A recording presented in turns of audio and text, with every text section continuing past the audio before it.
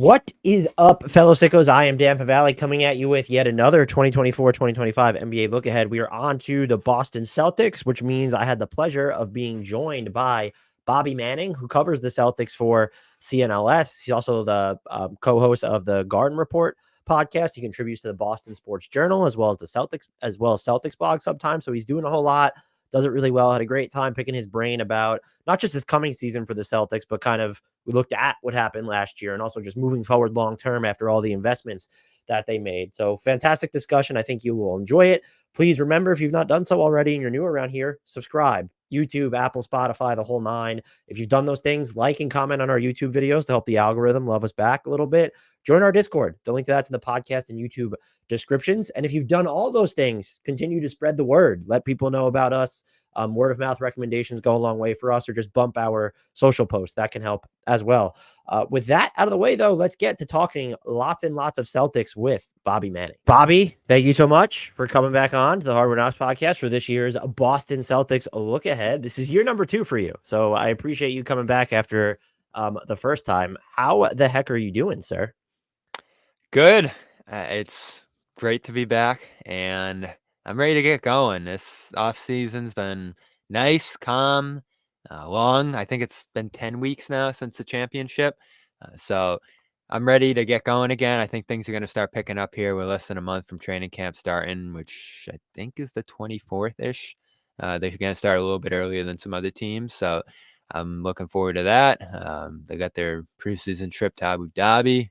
And an interesting training camp cast of characters here too, so we'll get into all that.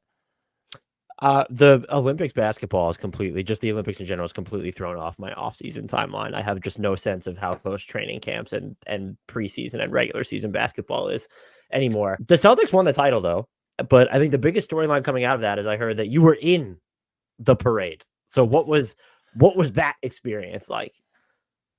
Yeah, it was a pleasant surprise. I wasn't anticipating being able to, and we did have a spot. Our videographer Ahmet, who's amazing, was supposed to go in there and take videos and just document the whole thing. And we were like, all right, let's see if they have 2 spots. So finding the trucks, it was basically the back of a flatbed pickup truck that was going to be at the front of the parade. Was tough because the sidewalks were just filled completely with every people. There was that little celebration thing they did in the garden before. But after a certain point, we were in the garden and we were like, all right, we got to find out where the parade's leaving from. And I didn't even know, were we going to be on a duck boat or were we going to be on a truck like we ended up being? So we finally found the trucks, and I was just standing there waiting because our videographer got into his spot. They obviously told me they didn't have one for me. And I just stood around for a few minutes, felt out the situation. They told me to go over to, watch the trucks moving out. And I was going to do that. And I was like, wait, let me see if there's an open spot or if I can walk with the parade or something like that. So I stood by the trucks for a few more minutes. I saw an open spot and I was like, all right, let me just jump in.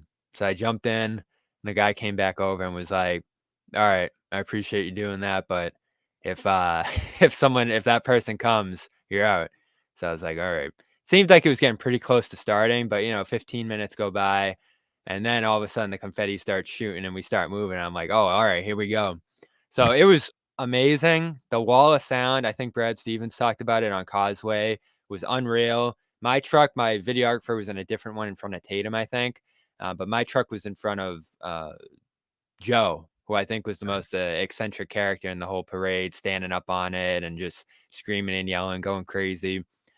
So we got to see the whole route, got to see the fans on both sides. We still have the videos up on CLNS Media if people want to see it, because it's an amazing view. We have like the full-length video of just driving through and people on both sides for miles, and just going through that part of the city. Obviously, the heart of the city there in Boston was unreal. That was a lifelong, unique experience. Really lucky to be able to experience it, and I think that's like one of a kind. That's something you dream of for sure. I don't think I would have had the gall to just like see the open spot and go take it. So kudos to you for just having like the guts to like step in there and be like, oh, let's just see what happens. Yeah, it's one of those things where you're like, all right, this is like once in a lifetime opportunities. You just gotta go take it. Maybe it doesn't work, but you gotta try in that spot. And obviously, if I didn't do it, that seat would have just been sitting open. So I'm glad I did. You did look, honestly, you helped the product because it would just looked weird if there's an empty spot for this Boston Right. Celtics parade. Yeah, and So we got they some owe good you. video and all that too. So yeah, and our big thing with CLNS is taking the fans inside, the coverage, the back, round of what's going on inside the team and just what you can see being around the team day to day. So we got full length video of the parade from the parade. And I think that's really valuable for fans. I think, tens of thousands of people got to see that. So yeah, I'm thrilled that our parade coverage went the way it did because things were so crazy that day. Yeah, I You can had imagine. no clue what you were going to be able to do. In fact, when we had our meetings and stuff going in about how we were going to cover it, our boss was basically just like, don't expect to do anything because things just might not work. And honestly, everything we dreamed and imagined that day of being able to do, some man on the street stuff, some coverage from inside the parade and merch giveaways and all kinds of stuff, it all worked perfectly, which given the chaotic nature of that day, I don't know, were you there? Were you able to go? No, I was not there. It was nuts. Yeah, the whole city was filled. I think they said, what, 2.5 million or something like that. It felt every bit like that. And so if you weren't in the parade route like we were able to be, me and Amit, you weren't going to be able to move at all. So you basically were going to get one fixed position of the parade going by, and that was it because there were just countless people on every step of the way. In fact, when the parade ended and they dropped us off at the end, we had to walk back to the garden, which was funny. But they dropped us off at the end. There were still people lined up toward Fenway, like blocks from where the parade actually ended. So, yeah, it was overflowing with people along the whole route. I think the next step is we need to get you in, like we've seen the videos of the Hornets and the Suns that they've released. We need to get you in the Celtics draft war room, or maybe for them, like the trade deadline war room, because their draft picks are probably going to be pretty boring for the next few years. But that should be the next thing. They should let you in there for that. That would be cool. I think it's a little too inside to have that kind of access. Usually on draft night, we're like in the room next door. So you see, especially the day before, them setting up all the phones, and we're next door and don't have access to what's going on inside during that time. But that would be cool. I don't think we'd be able to record stuff though. I know they let people in the lottery room too. Another thing, you can't record, you can't reveal what happened, but they'll have a certain number of reporters in the lottery room, and that's going on for the draft. And you get to find out early who won, but no one else does, and you can't share it until it comes out. So I don't know what the value Yeah, is in that beyond. they confiscate everything before you go in that room. I would kill to be in the draft lottery room just to see like the live reactions from the executives when that are in there when the Yeah, I results guess. turn up. Yeah, you could share that after, I guess, but beyond that, you're just it. The rest of the world's waiting, and you can't put it out there. Celtics won a championship, won 64 games as well. What was just your before the championship? What was just your biggest takeaway from, or the thing that stood out most about this team from last season? They never stumbled. They had maybe one or two moments where you're like, "Ooh, that wasn't a great loss," but then they got up from it every time, and then went on that run of consistency that pretty much lasted from start to finish. I'd say their ability to sustain injuries. They had a ridiculous record with pretty much every guy out except for Derek White.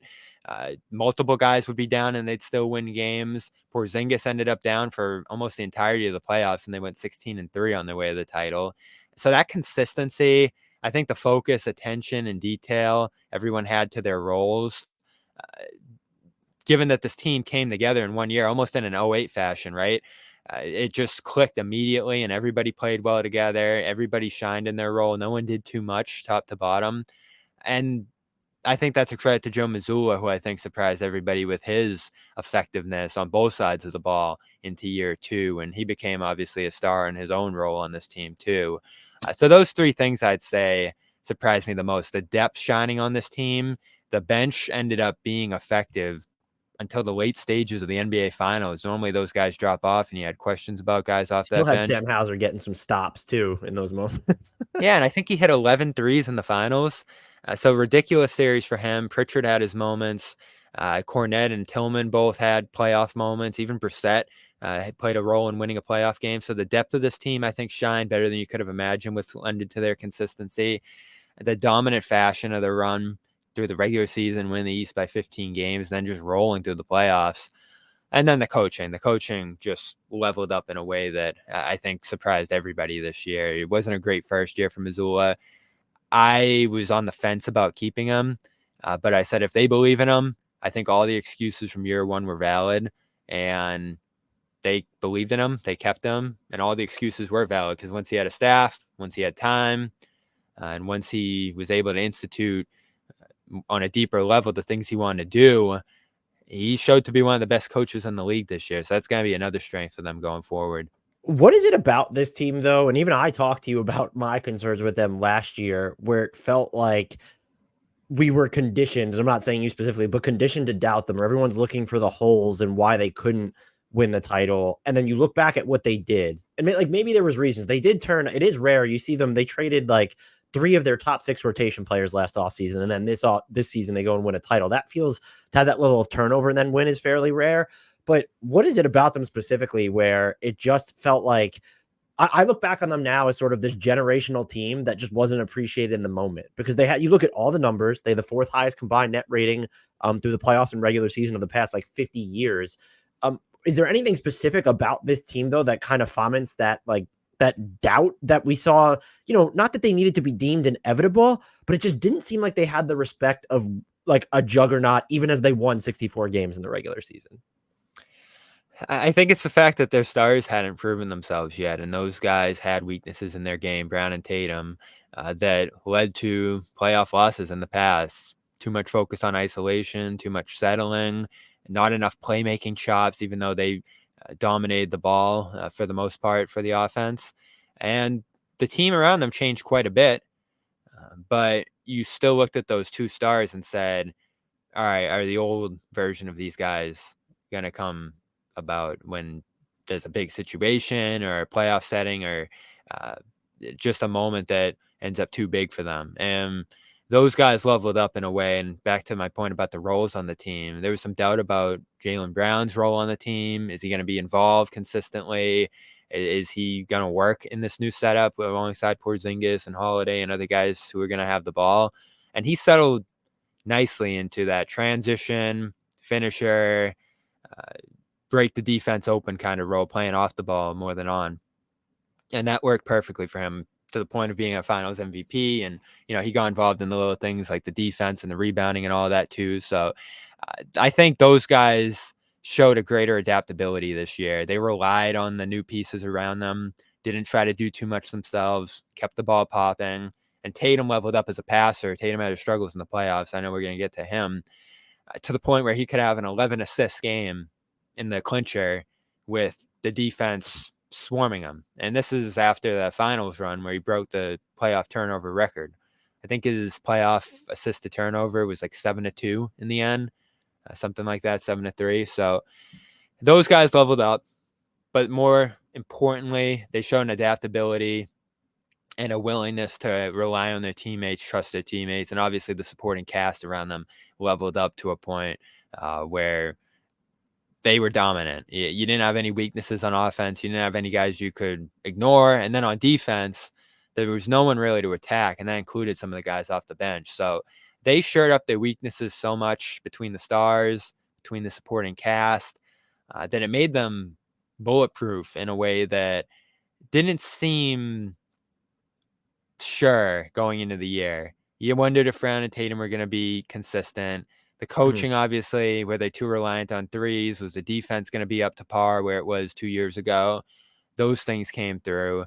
And then you had the depth. Was there enough depth here? Could you rely on a top 6 that was that front loaded? But they ended up having 7, 8, maybe even 9 guys some nights who could give you something. And again, were super effective in their roles. Everybody knew what they needed to do on this team. There wasn't any uncertainty. I think Al Horford, Derek White talked about that during the year.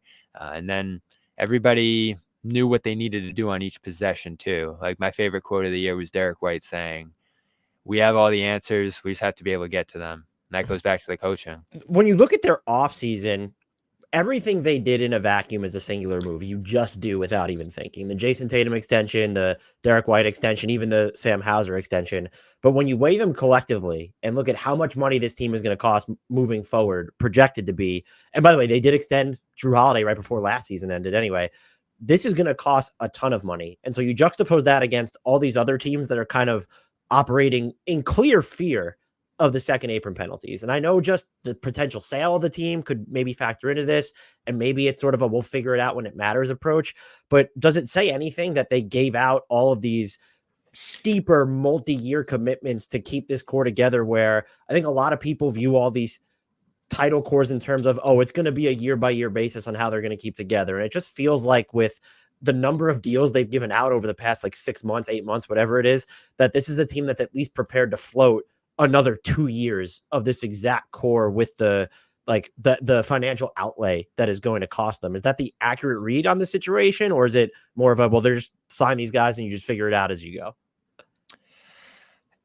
I think you go year by year for sure. I think that's how they're going to handle it. You allow yourself the maximum opportunity to contend by locking up those guys long term. And at the very least, you have options if you need to pivot financially in the near term. And obviously, new ownership will dictate that, their ability to maintain that salary year to year. It's going to get enormous in 2026 to the point where you don't think, at least the current cast of owners on the team, can maintain that. Maybe for 1 year, but again, it's going to be historic. And my curiosity is going to be, if they do need to pivot, if they do need to adjust, how are they going to do it? Because obviously there's dollar for dollar trade matching now. Is there enough suitors around the league to take on money if you want to offload it? I was very curious how that was going to go this summer, because you looked at some teams that were pushing that apron. Phoenix pretty much held on to their guys. Minnesota, you thought Towns might move there. No one took him on. No major money moved. And when you look at all these players on the Celtics, there's major money at every spot. So Mhm. how are you going to go about offloading that eventually? I think the most straightforward way it would happen is once Porzingis's deal expires, you just let him off the books, and that saves you 30 at that point. And then you look at Holiday, who I still think, even as he hits 34 here, still enormously valuable. That contract's going to look better each year as the cap rises. So I think you just go year by year with those guys. And, 2026, Porzingis comes off the books after that first super expensive year. Holiday at that point, what do you make of his situation? Horford, it's not an enormous break, but his 10 comes off the books after this year. So I think that's how it's going to go. And that's how it went for most teams this summer, right? KCP in Denver, they just let him walk. Other guys in situations, I can't think of any off the top of my head. I guess the Clippers with George to some degree, they just let him Yep. walk. So I think the most straightforward way for teams to get off money is going to be letting them go in free agency. And you used to have sign and trades and all that. Maybe you could recoup a little bit, but the biggest benefit now in losing a guy is it's going to get you down under that second apron. And that's going to make it challenging from a team building standpoint, that you can't recoup assets when guys walk, but that's going to allow for a more competitive and balanced league. And, you might look at the Celtics as the last super team here. They got in ahead of these new rules and stacked their roster, and they're going to feel the heat of those rules, but they're going to have a good year, 2 or 3 here where they're going to be at the peak of contention. And what's going to happen after that, tough to tell. But fortunately, you have Brown locked up, you have Tatum locked up, and if those guys continue to grow, they might be able to do more with less. And that's the plan they're on right now. Looking at the actual next season, and I'm assuming I know the answer to this question, but what is the biggest storyline that you're kind of tracking for this team as they head into 2024, 2025?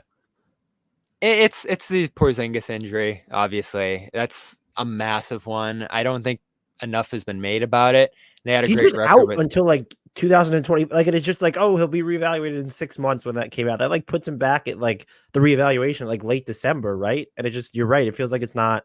I don't know if it's because their record without him last year was so good, but it feels like it hasn't been. Or I mean, they did win the. They how many games did he play in during their playoff run? He was like 3 or three, 4 four. where he's Yeah. right, yeah. So that's a big one. They have the pieces to sustain it. I'd be much more worried about it if they didn't keep Tillman, which was the surprise of the summer. They were able to get him 2 years at the minimum. So I think he's going to be a major piece in how they sustain. Because Cornette, I'm the biggest Cornette fan going, but there are matchups where he can't play. So that you have a Tillman who basically has the opposite skill set of Cornette defensively, that's huge. And he needs to take some steps. I think his fit was a little awkward last year. He ended up having a big moment in the finals, but he's going to be crucial. You have options at that spot. I do wish Brissett was back in that mix a little bit too. He was a guy who could let you play a little smaller. Mhm. But you got Anton Watson, who I actually think has a shot if what we saw in Summer League translates to maybe playing when they're super shorthanded. And then you have Horford at the point of attack, which is going to be the big one, right? Because I was looking last week. He played 30 minutes a game when Porzingis was out during the regular season. Obviously, he's going to play 30, 40 minutes in the playoffs with Porzingis out. But during this regular season, where you're probably trying to scale him back even more, not playing back-to-backs, you're going to have some situations where many situations where Porzingis and Horford are out, both of them. So how do you sustain in those situations? Do you have enough depth at that spot? Do some of the performances among those centers, the depth centers that surprised? I think across the board, even Cato last year was effective in his spots. Do those carry into this year? Or are you going to take a little bit of a step back in the regular season, and how much does that matter? And that goes to the second story I'm tracking, which is the hangover effect. How much of the commitment to the roles that we saw last year carries over to this year? Is there any relaxing? Is there any fatigue? I think that goes hand in hand with the Porzingis thing. How do you see, I guess, who do you think ends up picking up the most slack in part of that secondary front court rotation? I know you mentioned Tillman. I remain fascinated by Kada. Like, I feel like he's shown some like very interesting stuff defensively, especially on the perimeter. Do you how do you just sort of see them like managing that? Who do you think winds up playing the bigger role? I mean, and Cornette, of course, is in there. You already mentioned him, just in that secondary frontline rotation, especially during that time that Porzingis is out. I think on the average night, Cornette will step into the backup spot and they'll play him secondary minutes. That worked great last year in most matchups. You could put Tillman in for some 4 minutes to play bigger. I know they love playing bigger, and they went to that Horford-Tillman combination quite a bit in the bench units last year. That's going to require that one of them spaces the floor effectively. Horford's been able to do that. And then that puts Tillman close to the basket, where I think he's going to be more effective. They had him in the corner a lot last year, shooting a lot of threes. He needs to do it to be a threat, but I don't think that's where he's at his best. I'd like to see him playing more of that center role and Horford spacing if they're going to play together. So I think all three of those guys are going to factor in. But again, there'll be nights where Horford's out, and that's when I think you see Kada. And I was intrigued by what I saw from him at Summer League again. The finishing needs to be a little more consistent when he gets his opportunities in there, but the rebounding's great. The defense is coming along. And which was my biggest takeaway from Summer League, tinkered with some different looks that suited him better out there. They changed up their defense a little bit to make him more comfortable. I think they moved him off ball, off some weaker offensive players, moved him away from the 5 to be more of a help guy. And that worked well out there. He was able to block some shots, able to take up space in the lane. And like you said, he's a guy who can stand on the perimeter in spots against certain guys. So I think that's going to be the sweet spot for him this year. And again, you could play him at the 5 next to Horford if you want to play bigger. So he's underrated. He was a great get last summer. I was so thrilled when they signed him. And then he ended up showing everything he was capable of in those spots. There's still some weaknesses in his game. He's not the best defender. His finishing, I think, has to be closer to 70% rather than 60 or below. So that is going to be the key for him, is making the most of those minutes. And he did last year. So I believe in all those guys. There's depth there. There's numbers. There's a variety of skill sets. The Porzingis injury was going to be a bigger problem if you lost one of those guys. And the fact that they kept Cornette at the minimum, Tillman at the minimum, and then you get Caden, sort of that Hauser deal that they signed him to after they got him on the 2-way. They could keep him under control for 3 years. That is really good. They're in a great position there at the 5, despite Porzingis being out. I normally use this time to go in detail on like specific players, but the Celtics have so many just known commodities on the roster that these questions they're the 11 of 10 no notes team basically this year. Yeah. What makes Jayson Tatum so divisive? What like this was the Team USA discourse was off the rails, but like this has been something that's been brewing, like obviously not through the lens of what's Steve Kerr doing or should he be playing, but what makes him such a divisive star again on a national scale for sure. Yeah, I don't know. I think I've been trying to figure that out too. Maybe the fact that he plays for the Celtics and everyone who's not a Celtics fan isn't crazy about the Celtics. Some people are, but for the most part, whether it's Lakers fans, Heat fans, Knicks, all the way down the line, people don't love the Celtics league-wide for a number of different reasons. Number 2, I think he's a little boring. Not as flashy as some of these other stars. I think it showed most in that whole Edwards-Tatum discussion, and that almost became the finals. Became a little bit of a thing on the U.S. team, too, who was going to be that secondary wing, and Edwards ended up taking it. He, I think, is the more forceful, willing to assert himself, or demanding of asserting himself, and the bigger personality, obviously, between the two players. And for Tatum, more low key, more reserved, and more conciliatory in his approach. I think, like we talked about earlier, his power through that whole run was his passing. And he deferred and he utilized the guys around him, and he didn't have the best individual performance on the way of the championship, but it was super effective. And so, yeah, I don't want to compare him to Duncan because I don't think there's any comparison there. But in terms of the way he affects the game, at least on this last run, it was more Duncan-esque in terms of you have a ton of skills, you have this width of impact, so rely on doing a little bit of everything rather than mastering one, especially scoring. And that was what he did coming into the league. It's what he did 3-4 years ago. And so people had that image of him, and it looks like that's taken a decline, even though it's just been more him spreading himself out in terms of how he's impacting the game. So I think there's an analytical approach with him that he's taken on too, and that's frustrated even Celtics fans, how many threes he's shooting, how few mid-rangers he's going to. I think that can throw his rhythm a little bit off too if people are cutting off part of his game at the rim or outside. The three-point shot is certainly super inconsistent for him. So yeah, there's some nits you can pick in his game. He's not the best player in the league, and I think that's part of it here too, is he's aspiring to get there. Some Celtics fans or fans of him think he is, but he's not quite there yet. So you're really drilling on the things or the parts of his game that are preventing him from getting to that spot. And will he ever get there? Maybe. He's only 27 this year. This is He's go only time for 19. that. Let's be honest. Like This is go time for that, right? Next 3 years here. Can he get to that top echelon of the league? But he's right there. And he has a width of impact, as I keep saying, that no other player at that top level has. Maybe Giannis, but Giannis can't shoot threes. So the width of his impact is what I think his power is. So in some ways, he's what master of none, right? He's got all of these different skills, but he isn't at the top echelon of any of them. Yeah, and I love the phrasing of the width of his impact. It does seem I feel like I'd be more receptive to it if people were focusing on what felt like legitimate criticisms, like kind of being erratic on the off the dribble 3-point shot. Has that become too much of a crutch at times? But it never seems to be focused there. I also wonder if any of this is sort of long-standing blowback from he just came into the league and was so good, and there might have been at times a rush to coronate him to be in the same conversation as other top 5 to 10 guys in the league. And so did that condition people to doubt him? Or is this just, you mentioned at the top of the podcast, so they kind of fail in 2022, like fail by reaching the finals and they lose. But it's like him and Jaylen Brown have been around for so long, forever. That perception, like if he doesn't get over the hump or if he's not, the unquestioned most valuable player on his team because Jaylen Brown wins finals MVP.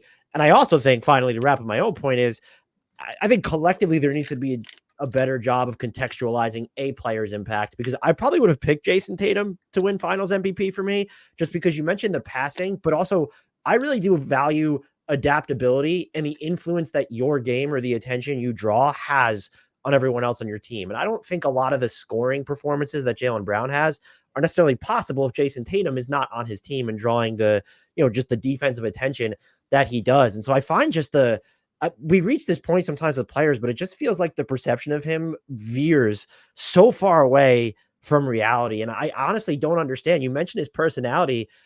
That should make him like that should depolarize him. And so it's like, this guy's like kind of quiet. And so like we also, aren't we at a point where people are questioning the value of heliocentric play? It's like, that's the problem with Trae Young, is who can he fit with? That's why James Harden maybe hasn't aged as gracefully. Is he adapted enough? Yeah. But Jayson Tatum isn't that, but it seems like that's a problem that people have, is that he's not the heliocentric type of star either. And so I just find I've tried to wrap my head around it for like the past 2 years and I still don't understand it. Yeah, and those two styles went against each other in the finals. Luka had to do everything for Dallas. That wore him out. And Tatum, they keyed in on him, and he spread the ball around, and it led to a 4-1 final. So the consistency with him will be key. As we talked about earlier, one of the stories of this year, can he stick to that style? Can he continue to be a conciliatory player despite the criticism he's receiving for his approach to the game? And balancing that analytical style with a little more freedom, a little more flexibility. I do have frustration sometimes with the way they utilize him. They make the game incredibly hard on him to allow for an easier game for everybody else. And yes, that's effective for winning, but it probably does get frustrating for Tatum sometimes that he does have to deal with a double team every time or see three bodies at the rim. And he's got to hit shots like the step back threes and all that stuff to be able to get his own. And he's great at it. But it does take a hit on his efficiency sometimes. He does ride highs and lows with his own offense. But fortunately, he just seems so content doing what he needs to win. And that'll solve everything for him. If he can stay committed to him, knock off multiple championships, 2 or 3 and 4 years, 5 years. And like we talked about earlier, he is going to get back to a point where his scoring, his ability to put the ball in the basket is going to have to drive this a little bit more once they have less effective pieces around him. But for now, there's such a great team around him. If he passes all day and his scoring takes a hit and they're winning, I don't think any Celtics fans going to have a problem with that. And there might be people who have issues with him on the outside in terms of how he approaches it. But I love what he did in the playoffs. The three-point shooting concerns me a little bit because it is so central to his game that if that stays in the high 20s, that's going to be a problem. So that's definitely something to watch for this year. But everything else, I thought, hit the mark in the playoffs. You mentioned this a little bit already, but I want to see if you can get into more detail about it. What kind of stood out to you most about Jaylen Brown last year? Someone who, at this level, just to continue incrementally improving year over year is kind of mind blowing when you like from about an all NBA player and like just continues to get better every single year that he's been in the league. What kind of stood out to you the most, though, about how he was playing last year? That we had that conversation in November after that Hornets game where he had a tough time fitting in, shot selection, all the rest. Where's he going to get his? Will he get lost? All those concerns you had going into the year, because he was the guy who would have the most difficult time adapting to this, everyone thought. And then he slid into that secondary role, shot well, got it back into that mid-range area where he was so effective in 23, and more importantly, ended up being the finisher for this team. And I love the way he breaks open rim protection by just going through guys. The strength he played with last year on both ends showed from his offseason training. But he also cut down the turnovers. And I thought in spots looked like an effective secondary playmaker. Now, you probably want to minimize the amount of time the ball's in his hands, but he's not allowing himself to be boxed in to any single role. And that gave him flexibility too in this offense. He could run some sets. 2 years ago when he was out there and Tatum was off, it was a disaster. That went better this year. They obviously had different guys that they could slide in the second units with him too. But the biggest surprise of all was the two-man game with Porzingis, and that unlocked him. That got Porzingis involved consistently into some of those second units. And it ended up being one of the more pleasant surprises the early portion of last season is that those two guys played so well off each other. They became best friends. You found someone on the team that Brown really jived with. And he seemed to just be more comfortable in Boston and on the team as a whole and never settled, kept pushing. The vocal leadership from him, I think, was super important too, because that doesn't always seem to be as natural for Tatum. And he said as much that when Smart left, I had to step into that role. And I loved the way he would challenge Tatum, challenge the team. The defensive emphasis he set to start the year, I think, was an important point a year ago when he signed the extension.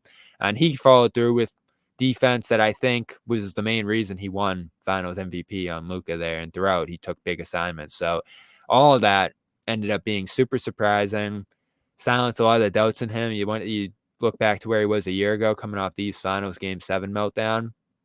And for him to win both Finals MVP and East Finals MVP, those awards usually just go by default to who people think is the best player on the team. But that he had such staggering support for both of those awards in the voting says a lot about him. And he got back to a point where it looked like Tatum was separating himself as the most important central player on this team. Both of their flexibilities allowed either of them to be the star or the option when necessary based on how defenses regarding them or who had it that night or anything. And even as the playoffs went on, those guys got a lot more connected. So I guess the most surprising thing about Brown and Tatum this year is that they worked together. I think that was a real question before, and they made it work with each other. And now they're going to be teammates for the foreseeable future, and they're champions together, which was never certain. So for everybody who believed in them and their ability to stay together and make it work, they got affirmed. And the Celtics, who pretty much were willing to do anything but split those guys up, got affirmed too in their belief in those two guys. And it looks important now because they're the young ones. They're the guys who are going to continue getting better, and they're the ones that keep them in contention even after some of these older guys move on. Brown did have the type of year that did like the passing and decision making on his drives, I thought got a lot better.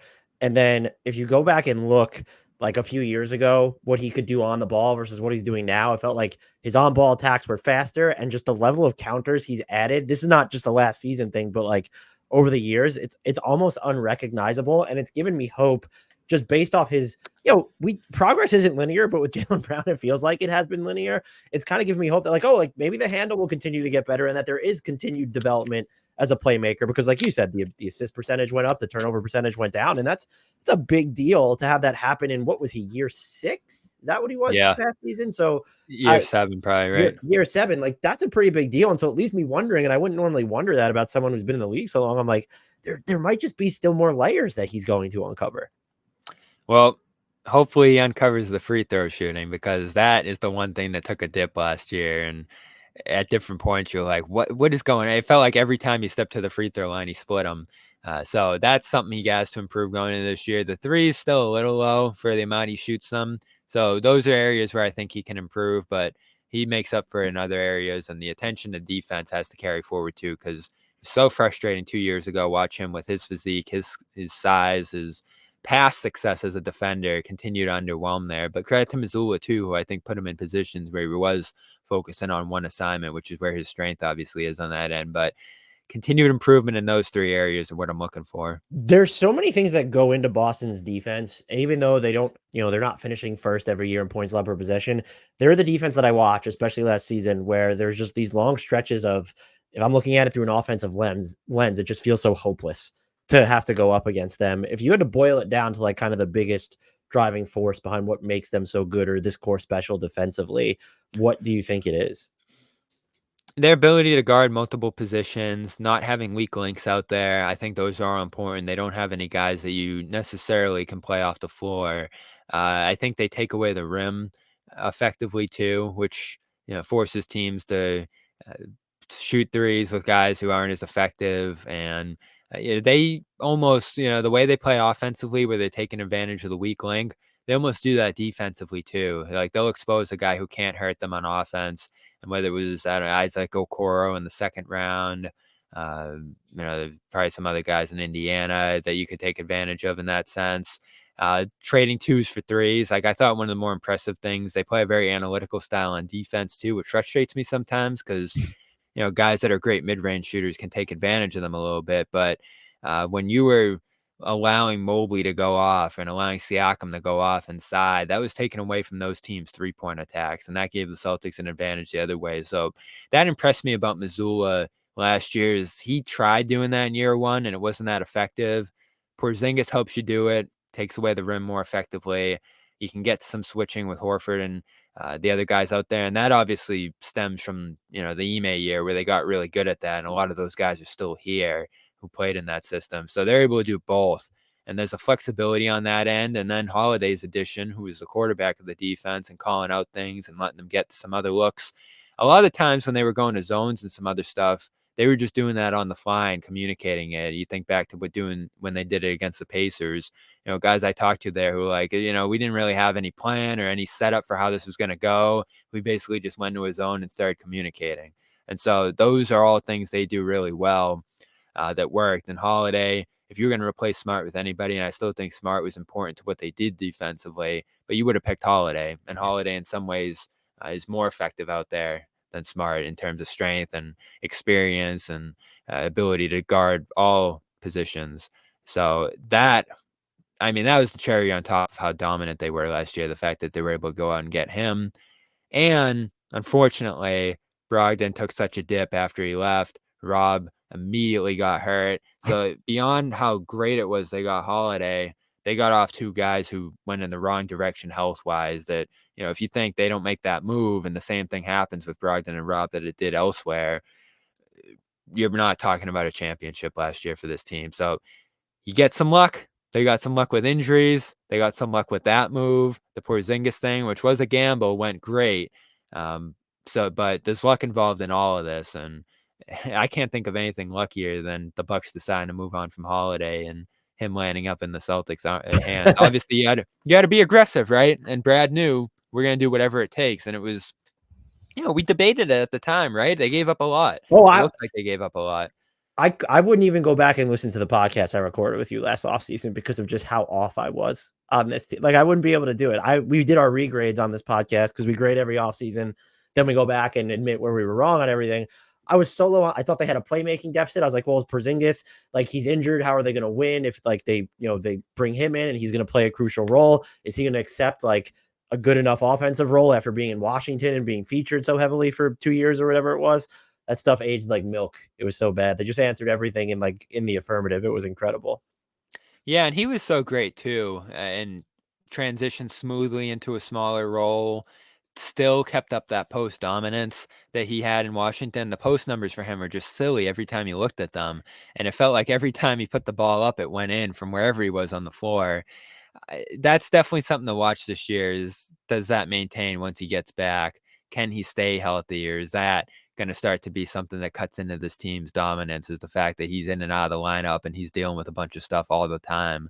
And is he that same guy, the same dominant guy with the rhythm and everything else he developed, the strength once he gets back? Everything I'm hearing is that that's an injury that isn't going to have lingering effects once it's Okay. healed. So that's a positive there, because every piece that you have here adds to their level of dominance. And once you take it away, I feel like the room for error just gets a little smaller. And obviously the league's better this year, I feel like.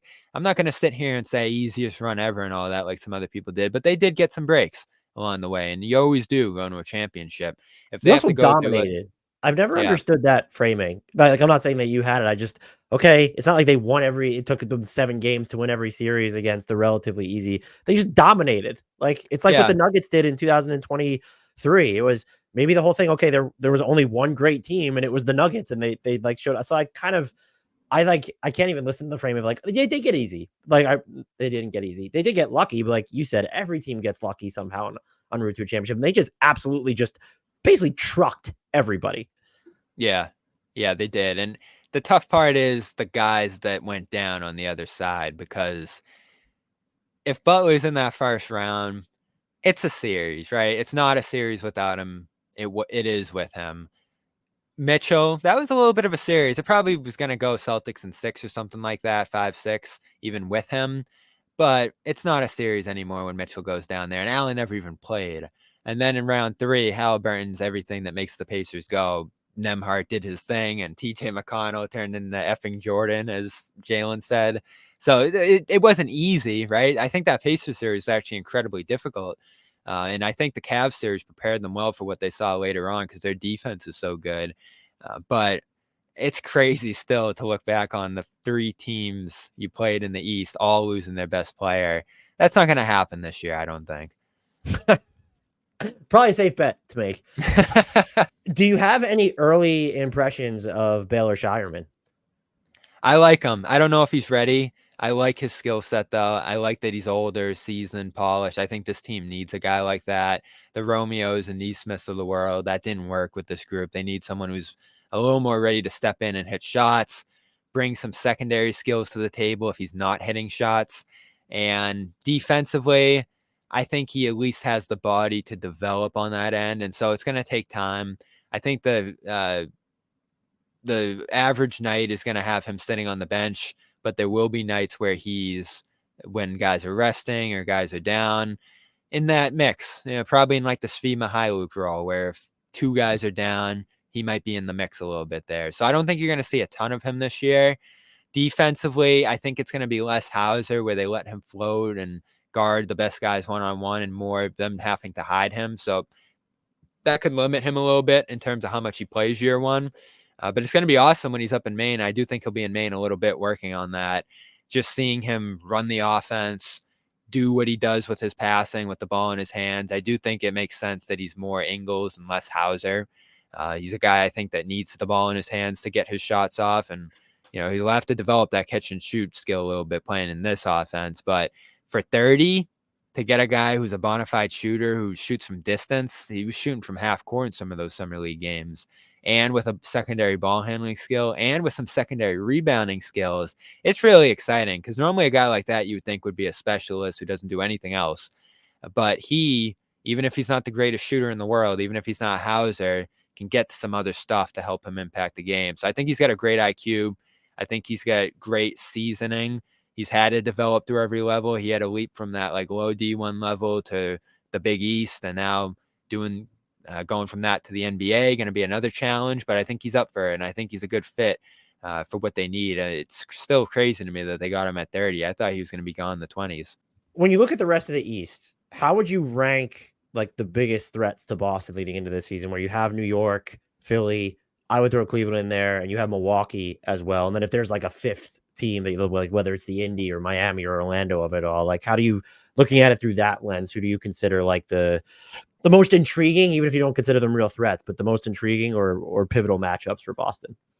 Yeah, they declined both of them last year, but I can never get past the Bucks and the Heat, who I think have played the Celtics more difficult than any other teams in the East in recent years. Philly had a little run early last year, but I'm always concerned about Embiid's health. So this is tough to do in a vacuum because I think Philly can be 2 if Embiid's healthy, but that hasn't been the case. Milwaukee, I think, has every capability of being 2, given what Giannis brings to the table and if they're healthy. And I think they made some nice depth additions too. Full off season for the coaching staff beyond all the turbulence that happened last year. They'd probably be my bet to go 2. I'll give the Knicks the benefit of the doubt at 3 because I think they're that team that takes the regular season seriously. In terms of being a threat to Boston, though, I worry about their center depth. I worry about Brunson's ability to repeat what he did last year because I think that's going to be necessary for them to knock off the Celtics. And Randall's back in the mix, who I wouldn't say they're better without, but they found a style without him that suited them well and allowed them to do what they did last year. So I think there's some questions there, despite how exciting their offseason was. I'll put Philly 4. I will put Cleveland 5. I still believe in Cleveland. I don't like that they fired their coach, but might be able to take on a more offensive mindset under Atkinson. Fine replacement. So that sometimes is necessary, and it kept their cast together, which I think was important. I like their draft pick too, Jaylen Tyson. I'm usually high on Cleveland, and then I think you got to put Indiana at 6 after what they did last year. But Miami's creeping there too. I'm not ruling out Miami yet, though. I'll put them at 7. I'll do it for you. We're ruling out Miami on this I'm ruling out Miami on this podcast. I'll put them at 7 just because the Butler thing's weird. And if that gets really weird, look out below.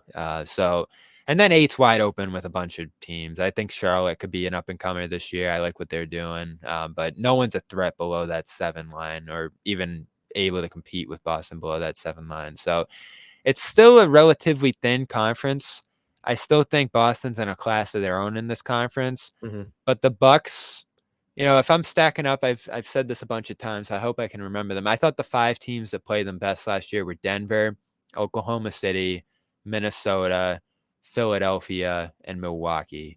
Milwaukee obviously destroyed them twice on their home court. Some wacky scheduling stuff there, and I don't even remember who played in those games, but still 2 dominant wins. I think Giannis went down in the second one too. So I still respect Milwaukee. Middleton's health is going bad, and that could end up costing them an ability to contend. Well, he always seems to be ready just in time to go off. He was good last year. He was good, but then he has 2 ankle surgeries this summer, and it's like, what the hell? We still haven't ruled out. It could have been buy one, get one. We don't know. Maybe the other one was fine, but it was just taking advantage of some type of opportunity. I think I agree with you that the Bucks, because the Bucks and the Sixers, I think, are the 2 biggest, toughest matchups for the Celtics. It's just a question of their health. And I think I have less questions, even though Giannis has been banged up the past 2 years in the postseason.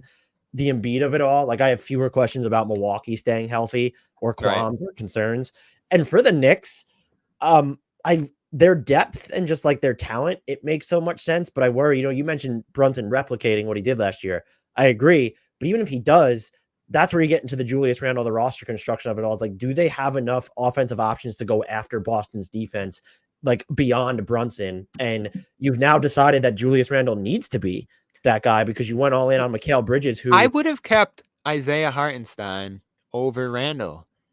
They would have needed cap space to get it done. And so you couldn't, now you're chopping off more than Randall at that point. Oklahoma City offered him more than they could have.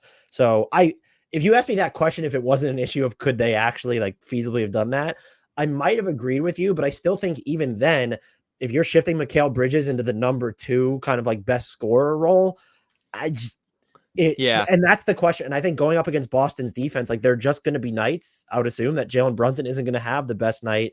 We've seen Julius Randle in the postseason with the Knicks twice. It has never been good. So I feel like they might have the collection of talent that at its peak is the biggest threat to Boston. I just they have don't the best trust them personnel. actualizing it. For sure. You have multiple wing defenders. You have a big center who I've been back and forth on Robinson, but he's hurt them in the past, and he has ways they can hurt the Celtics, but it's putting a lot on him to do everything at that spot. So they have the pieces, they have the coaching, they have the star. If you're talking who's the best player in a series, you might get into that series if Brunson repeats what he did last year and say Brunson. It's possible, at least. And then you need to have a guy who it's at least possible going into the series can be the best player. So they have all of that. And a great home court too. I'm still super bummed we didn't get that Knicks Celtics East Finals. Maybe we'll get it this year, but I have questions about them. I think it's going to be difficult for them to repeat what they did last year, and they got so battered injury wise by the Oh end yeah. too. I think that's a real question. So here's the thing: Celtics beat them handily first 4 times they played last year. They got destroyed in the 5th one. OG played. It's the only game OG played between them. But the Celtics were already clinched up, and that's what a lot of Celtics fans throw back at me when I bring that up, and it's fair. So what does that look like this time around? You're adding Bridges, another significant addition. He's a star in a secondary role as he was in Phoenix. So I'm super intrigued by it. If we're sitting there and, it might even be my pick. If we're sitting there in May and it's Celtics Knicks East Finals or second round, however it stacks up, it's going to be a battle. And again, you caught some breaks last year. Some guys were out. You get into a series against a fully loaded Knicks, you're going to have to earn every bit of that. And I'm looking forward to something like that this time around. Brad said it, right? And I think, when Brad talks, I always listen. He was like, it's going to be much harder this time. It's going to be much, much harder. And I think that's what Celtics fans have to prepare for going into this year. There's a world where they start 27-3 or something ridiculous like that, like the 09 team did, because they're just so connected and confident. And they got that weight off their shoulders. But I just think, and we can go through the schedule or whatever and actually look at how it lines up. I think the opening weeks of the season aren't super difficult, but I think Porzingis being out, them managing things, fatigue a little bit, maybe even a championship hangover effect. I think it's going to actually challenge them more early on to stay focused, stay locked in. I think one of our guys, Wayne Spooney, on CLNS, actually saw Joe Mazzulla give a speech at West Virginia last week, I think it was. And one of the things he was saying that Mazzulla was talking about was so many teams that have won over the last handful of years here went down by the second round. And he says he's been searching all offseason. Why does that happen? How can we prevent this? And he's very alert to the fact that, there's a real hangover effect here. Teams are coming for them. I think there's some real teams that can challenge them in the East if they're healthy.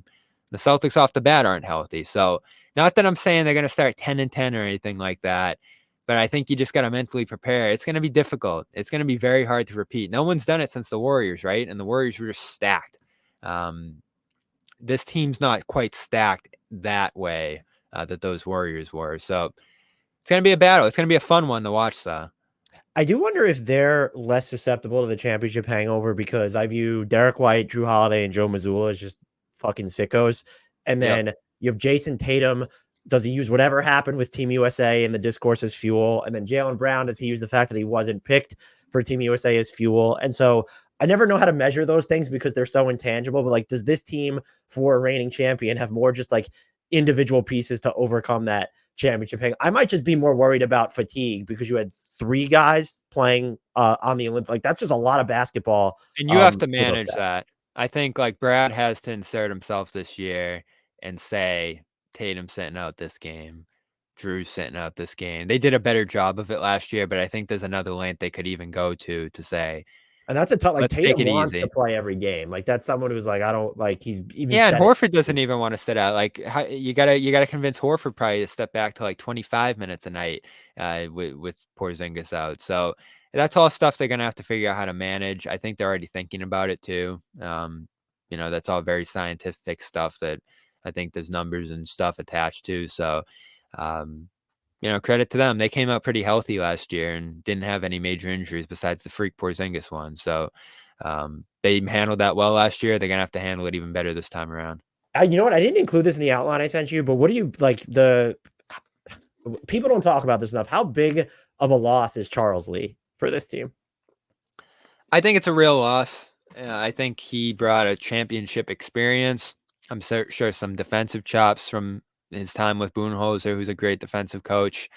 I think he was a personality that helped settle this team down, a nice loose one compared to Joe's fire. It's always tough to track or quantify what that means, losing a guy like that. They certainly didn't bring in any major bona fide assistant to replace him. They brought in a couple developmental guys. And Shamgod and another guy whose name I can't remember from Missoula's West Virginia days. But Casella's moving up a seat. Nice to still have him here. McClay's there. Tony Dobbins, my guy with the replay. I wish I can't remember his name off the top. I'm gonna have to look it up because I don't want to disrespect him. But they got some great assistants here. But Lee was a big one. I thought that addition was huge. I thought he's been a great coach, head coaching caliber guy for years now across the league. He would have been my choice if they moved on from Missoula last year to actually take over this team. So I think he's going to do awesome in Charlotte. I think that's something I'm more sure about than how this is going to affect the Celtics. But I do think it's something to look at because it's something no one's talking about. And it was probably the biggest loss of the offseason on this team. Almost definitely was because they didn't lose much. Yeah. So I think it's something to look at. And, if anything slips up here or there, you can start to think in the back of your head, oh, all right, they just lost a little bit of that brain power going into next year. You remember, obviously they lost Ime that year too, but they lost Will Hardy after the first year they had run to the finals. And, both of those guys going out the door had a major effect, and you didn't quite have the replacements to come in and make up for it. It's tough to compare those two situations because that first one was just so crazy, but it matters. It's just how much does it matter? It might not. Are you ready to enter the lightning round cookie cutter portion of the podcast? Sure. Is there anything about this team that we haven't discussed that you think is flying under the radar that should still be talked about? Ooh. Under the radar. I guess just the age of the roster, the guys around the ancillary pieces around Brown and Tatum. Horford's 38. White just turned 30. Holiday's 34. That all matters. Those guys have some miles. Those guys have been through a bunch of bumps and bruises, huge minutes, Horford in particular. And I hate doubting Horford because I think he always surprises everybody and he just takes such great care of himself and he's on the Brady thing. So I don't think there's any serious concern of a Horford slippage, but every year you get up there and now it's 38, there's a little bit of a decline. And, you see it in him. I thought when he had to play more games in less days, he slowed down quite a bit. There were some stretches in the playoffs where he went really cold, the Cleveland series up until his Game 5 breakout. But he's resilient. He bounces back. This is the overarching thing I'm looking at this year, though, is how the health and the age of the roster come into play around the two stars. When Kristaps Porzingis is available, what does the top 10 rotation look like for this team? It feels like they have 8 or maybe 9 locks for it. Yeah, you got your 5, Horford off the bench, Hauser, Pritchard brings you to 8, and then Cornette and Tillman trading off that 9-10 spot is probably how you look at it. I'm going to call my shot for Keita to have one of those spots by the end of the season. You think? All right. Is he a playoff guy by the end of it? I think he can be. I think there's clearly still issues there. I might just be reading too much into what I saw from him in summer league. I think that's a health thing. Cornette gets hurt sometimes. That'd be a big opportunity for Keita. Is the crunch time unit this team has there's going to be no futzing and fiddling with the crunch time unit at full strength. It's going to be kind of the same deal as they figured out last year, right? Yeah, you do some Porzingis Horford swapping depending on how the game's going or what the opposing team's throwing out there. But yeah, the other 4 are locks. This is also kind of an uninteresting question for this team specifically because there was so little turnover. But is there any weird or funky lineups you'd like to see Missoula try this year? Yeah, you always think about that small ball one they got to against the Pacers. That's going to be a little more difficult, I think, this year because you're probably missing an extra wing to slot in. You could do some 3-guard stuff there with Pritchard and goes super small, but can Tatum get to that 5 spot at times? That might even help his offense a little bit, being able to play against some 5s and 4s, and you play fast. Defensively, it's tough. You're really going to ask a lot out of Tatum to guard those 5s, but he did it in that Indiana series. I think there's some 5s that focus more on shooting, like Miles Turner, who he can guard effectively. So, I'd like to see a little more small ball.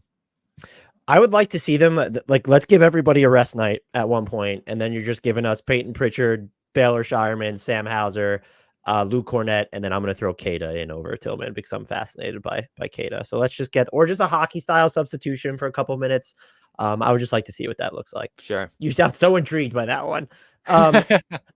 The over under for them as we currently record this is 58.5. Would you take the over or the under on that? And I think we've both kind of established that, like, we still view them in their own tier inside the Eastern Conference. 58.5, you said? And it's been moving. When I first put together your outline before I sent it to you, it was at 57.5. Then I checked it again before I sent it to you, and it moved up to 58.5. Yeah, they won 64 last year, and that's just dominating. That's still pretty close, actually, to 58.5, though. Ooh, it's tough. I think anticipating more health around the league, more challenges within the conference, more rest, all that. I think the safe bet would be under. But if you're feeling good about that over and you think they can repeat that dominance and ride a high of a post-championship 09 style season, it's not an unsurmountable number, but it's a high one. And usually with over-unders, I think the sky high ones you go under and the dead low ones you go over. So I'm actually going to go under that. Maybe it's 58 even, but I'll play it safe there. We haven't done ours yet, but I don't know what I'm going to do with this team because I underestimated them last year, and I keep looking at that record without Kristaps Porzingis. What were they, 31-5 or 6 or whatever it ended up being last year? And I'm like, not that he doesn't matter, but it feels like they might be built to hit the over anyway, even if he's not going to play until January or February or something. But I'm so curious to see, what does he look like upon return, and how much is he playing too? They held him under 30 minutes last year. Is that number going to come even down when you're looking at the ramp up from this? So 50, I mean, like 60 plus again is like, it could just happen. You could tell me they would win 63 or whatever, and I'd be like, yeah, sure, that happens. Yeah, I mean, it's tough. Those are always difficult for me. I actually did pretty well on them when I went through all the league numbers last year, and I like to do that going in every season just to see like how it is expected to go versus how it does go. But I think I usually, like I said, lean on the safe side with the high ones. And this team is going to be more focused on the playoffs than the regular season, I have to think, after last year. Well, I'm glad someone did good on over-unders. We do a contest with our Discord members, and I think out of I had like the third worst showing of like anyone that was in it. I was absolutely destroyed in over-unders. There were some great ones last year. Like Indy over, I thought was a slam dunk, and it ended up being that.